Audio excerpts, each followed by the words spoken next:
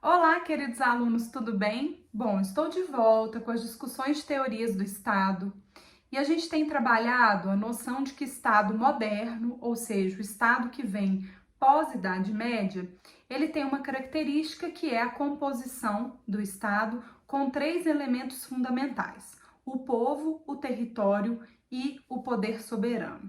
A gente já teve várias aulas extensas a respeito do elemento povo, discutindo especificamente a respeito do direito de nacionalidade, inclusive como que se atribui esse direito aqui no Brasil, vinculado necessariamente à noção de que o povo são os nacionais de um Estado. Então a gente vai ter aqueles nacionais que são natos e os que são naturalizados, que eram estrangeiros e se tornaram brasileiros. A partir da noção de que o povo é o elemento fundamental de Estado, como um elemento humano, a gente vai precisar estudar o segundo elemento, que é o tema da nossa aula de hoje. O tema da aula de hoje é território. E a gente vai trabalhar especificamente esse elemento material de Estado e entender quais são as consequências de se determinar o território como um elemento fundamental de Estado. Para começar a nossa aula, a gente começa já com a noção de que se o ser humano, se o povo é o elemento fundamental de Estado humano, a gente tem um elemento material fundamental que vai ser justamente o território. E a noção é de que todo Estado, para ser considerado como um Estado existente, que possa inclusive ter competência para gerir o seu próprio povo, ele precisa ter um local que geograficamente ele se encontra e no qual se estabelece inclusive a sua jurisdição, ou seja, a possibilidade de se estabelecer um direito próprio daquele Estado para aquele povo específico, com uma demarcação geográfica de onde a gente colocaria os limites de atribuição desse poder soberano. O povo, ele é o elemento humano, mas não adianta ter só um conjunto de pessoas que têm uma finalidade, uma vontade de estarem conjuntos, se não tiver onde colocar essas pessoas. Eu gosto de fazer uma analogia que é um pouco simples, mas que é interessante para a gente compreender, que é a noção de que não tem aquele ditado brasileiro de que quem casa quer casa. Porque se você casa com uma pessoa, você gostaria de criar os seus filhos com as suas próprias regras, estabelecer uma dinâmica familiar independente.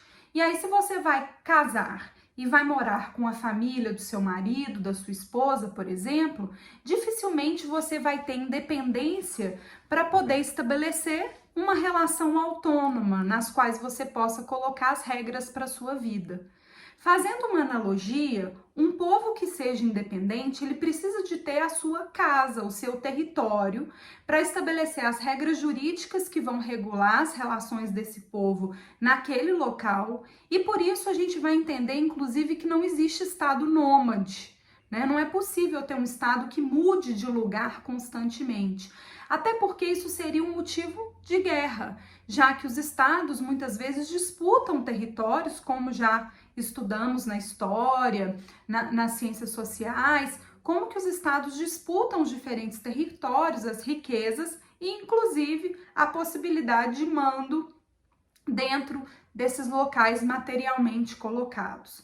Então o território, ele vai ser uma referência indispensável para a gente saber onde que aquele povo vai se organizar e qual que é o limite do poder daquele estado. Inclusive para se saber, por exemplo, as leis brasileiras, em regra, se aplicam com base no princípio da territorialidade, ou seja, elas se aplicam dentro do território brasileiro, Existem algumas exceções que vocês vão estudar no direito internacional privado, em que a gente tem, por exemplo, estrangeiros ou brasileiros, mais brasileiros, que moram fora do Brasil, mas mesmo assim se submetem à regra brasileira. Mas, em regra, o que a gente vai entender é que o território é um elemento fundamental do Estado porque ele é justamente a casa do Estado, onde materialmente o Estado se localiza e onde se estabelece a sua jurisdição, inclusive para se estabelecer os limites espaciais, onde ele vai poder gerir as relações humanas da forma como desejar. Evidentemente que não se pode tudo pelo fato de se estar na gestão de um estado, mas que é fundamental essa possibilidade de se delimitar o território do estado, justamente para se saber quais são os limites aí das atribuições do estado e até onde as suas leis se aplicam, né? Nesse sentido, a gente vai entender, inclusive, que é por isso que o território do estado estabelece um limite espacial de validade das normas jurídicas, porque, em regra, as normas jurídicas, o ordenamento jurídico do estado, ele vai se aplicar dentro desses limites territoriais que são colocados. E aí, quando a gente pensa em estado, a gente vai perceber claramente como que a necessidade de se estabelecer essa regra, né, essa limitação territorial espacial, ela vem juntamente com a percepção de Estado moderno. Até porque, na Idade Média, a organização estatal era muito descentralizada. E por esse motivo, por mais que se tivesse os espaços físicos onde os estados se colocavam, o direito era estabelecido pelo senhor feudal, que era responsável pela gestão daquele feudo, né? Agora não. Agora, com o princípio de centralização de poder no Estado moderno, a gente vai perceber claramente que as delimitações de gestão jurídica vão ser colocadas dentro do território do Estado Nacional, né? E por isso existe uma preocupação especialmente com a territorialidade, ou seja, a fixação de territórios de forma específica, de forma bastante clara, para evitar conflitos que possam acontecer e, inclusive, o respeito à soberania dos estados dentro desses territórios, justamente para se evitar um conflito de guerra. É interessante porque o território, então, ele vai ser o elemento material que vai nos dizer, inclusive, quais são os limites do poder de um povo dentro desse espaço físico, né? Porque a gente vai saber muito bem, por exemplo, sendo brasileiros, qual o local material que temos o direito de entrar e permanecer dentro do território brasileiro. Isso precisa ser muito bem fixado para evitar conflitos. E muitas vezes não foi nem fixado intelectualmente, mas foi fixado pela própria história, por guerras, disputas que já aconteceram e que acabaram estabelecendo as definições territoriais como elas estão hoje. Existem vários tipos de território, tá, gente? Até porque a gente não depende só do estabelecimento do território de forma jurídica, mas também das características que são características físicas desse território. E aí coloquei aqui para vocês que o território pode ser íntegro ou compacto, aquele que é constituído por uma única superfície de terra, ele não tem partes de mar que vão entrar para dentro do território. Um exemplo disso, de um território que tem uma porção compacta de superfície de terra, é o Paraguai. Se tiverem curiosidade, não tiverem em mente, o mapa do Paraguai é interessante vocês olharem aí. A gente tem territórios que têm, estados que têm um território desmembrado, dividido, como por exemplo os Estados Unidos, né, que vai ter o Alasca, o Havaí, que fazem parte do território, mas que não estão necessariamente conectados por terra com todas as suas partes físicas.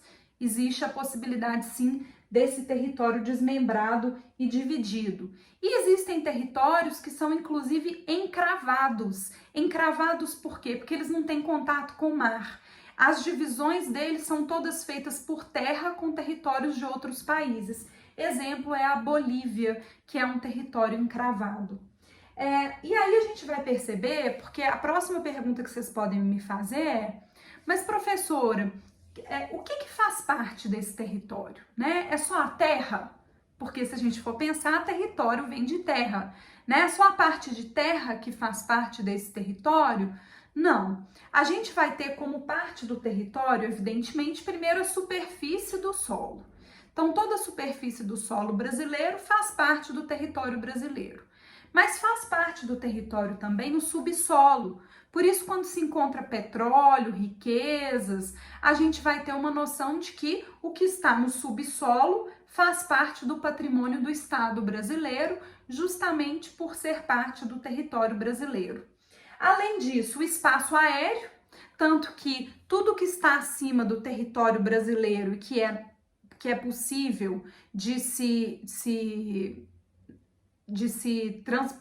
ter o transporte aéreo, vai ser o Brasil que vai regular, né? Então, a gente vai ter a noção de que o espaço aéreo vai ser definido de acordo com a possibilidade de voo, dentro, evidentemente, das capacidades atuais que temos de gestão desse espaço aéreo, e a gente tem também a Convenção de Chicago de 1944, que é um tratado internacional organizado e determinado pela Organização da Aeronáutica Civil Internacional, que vai regular os limites aí de organização desse espaço aéreo. Então, sempre que tiver um avião que quer parar no Brasil, quem vai ter a competência para poder fazer a gestão desse espaço aéreo é o Estado brasileiro, justamente porque o espaço aéreo também faz parte do território, mesmo que não tenha terra lá em cima, o que está acima do território brasileiro faz parte aí também do nosso território. Então, o espaço aéreo faz parte do território. Coloquei ali 5 liberdades que vêm dessa relação da noção de que o espaço aéreo também faz parte do território. A liberdade de sobrevoar território estrangeiro sem aterrissar, então existe essa possibilidade. Evidentemente que isso depende se o Estado está em guerra ou não, qual que é a regra que se estipule ali, mas geralmente se tem essa possibilidade. A liberdade de aterrissagem para fins não comerciais, por exemplo, com abastecimento de emergência, os estados têm que autorizar que possa aterrissar para poder abastecer. Uma situação para desembarcar passageiros, carga e correio, também vai se ter essa autorização. Evidentemente que os estados, nas suas relações internacionais, vão combinar como que isso vai ser feito, até para se estipular quais são as rotas que vão ser permitidas para poder circular dentro dos espaços aéreos. E a liberdade também de embarque de passageiros e carga de correio. Se pode descer, também pode subir, né? Também pode embarcar aí passageiros, tá? Mas a noção é de que tudo que está acima do território brasileiro no nosso espaço aéreo também faz parte do nosso território.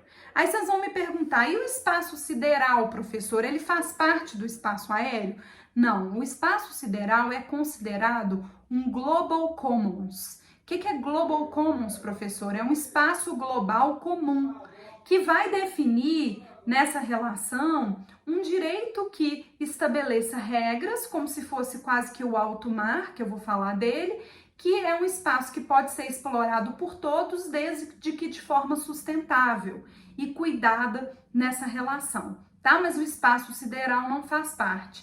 O que vai fazer parte do território é o espaço aéreo navegável, né? Aquilo que as pessoas podem transitar ali através de aviões que estejam de acordo com as regras internacionais. Perfeito? Temos 3 categorias de espaço aéreo: o espaço aéreo não controlado, que é aquele que não está acima de território nenhum, o espaço aéreo controlado, que faz parte do território dos estados, e os espaços aéreos especiais, que estejam acima de locais internacionais, como, por exemplo, o espaço aéreo que está acima da ONU. A sede da ONU é em Nova York, mas a gestão ali do imóvel da ONU é feito pela organização internacional e é considerado internacionalmente como um território internacional.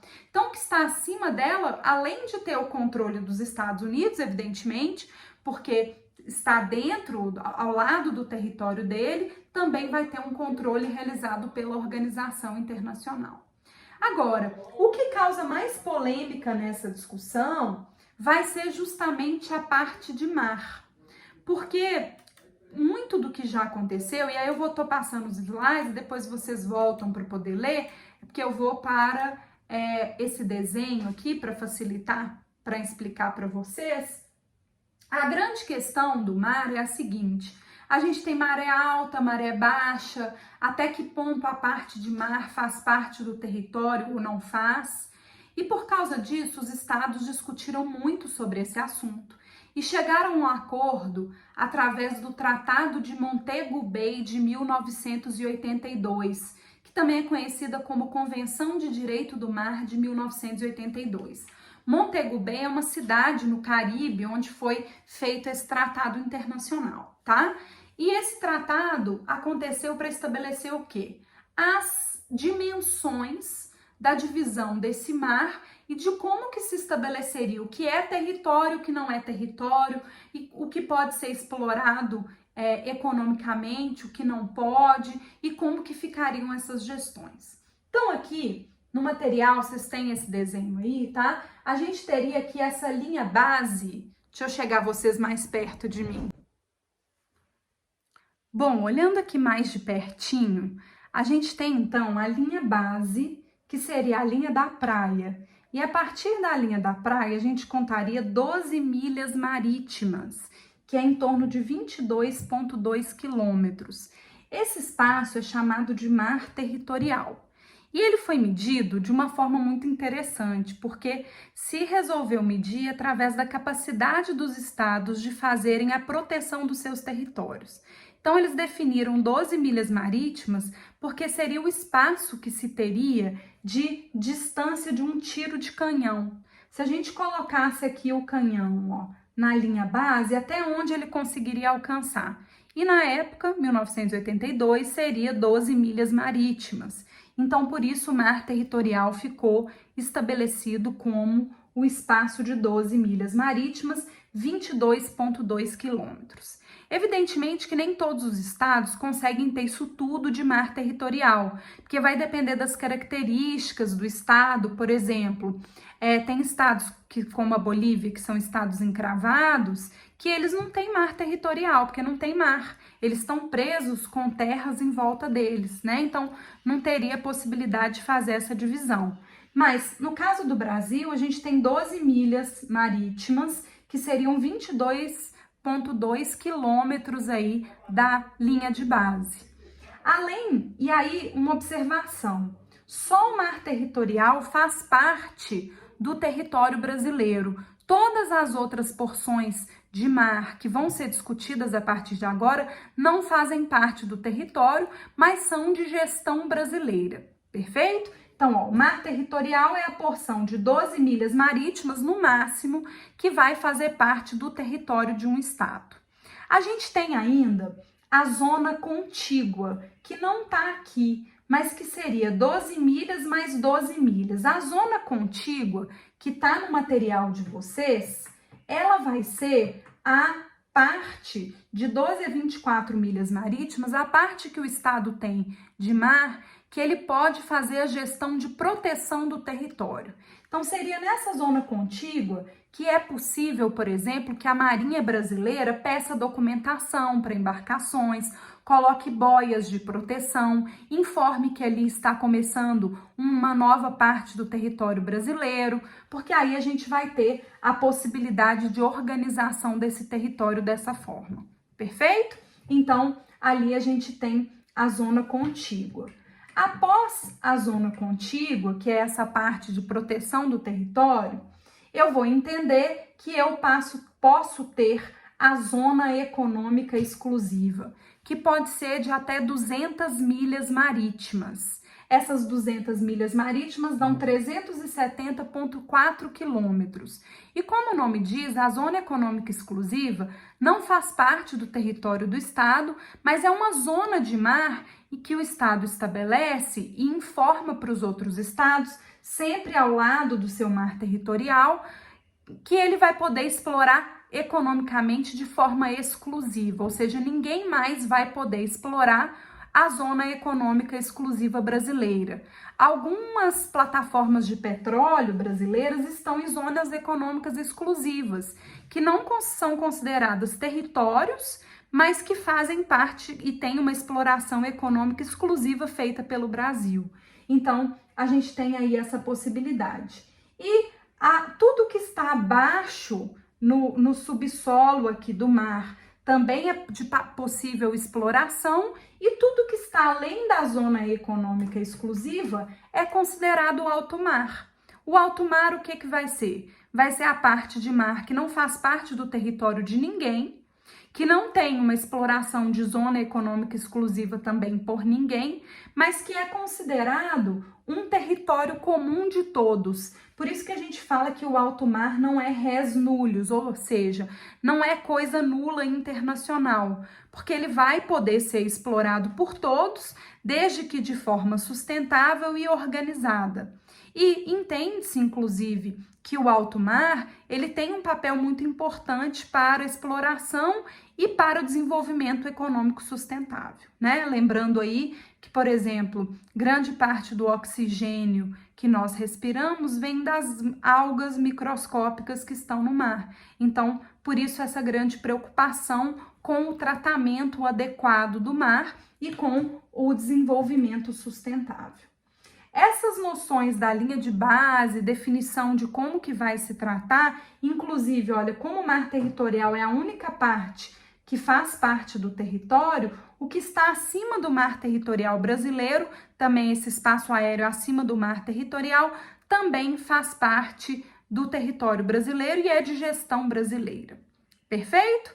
Se tiver alguma outra divergência a respeito de gestão de Estado, a gente pode estabelecer discussões internacionais, pode-se buscar uma arbitragem, uma solução por meio de tribunais internacionais, mas em regra, obedecendo o Tratado de Montego Bay e essas regras aqui que a gente já viu, não vai ter problema, os estados vão conseguir fazer a gestão dos seus territórios de forma pacífica. Na próxima aula, a gente vai discutir algumas observações interessantes a respeito de alto mar, a respeito de soluções aí de conflitos que possam ter de território, mas essa é a teoria básica de gestão de território nas teorias do Estado. Muito obrigada, até a próxima aula.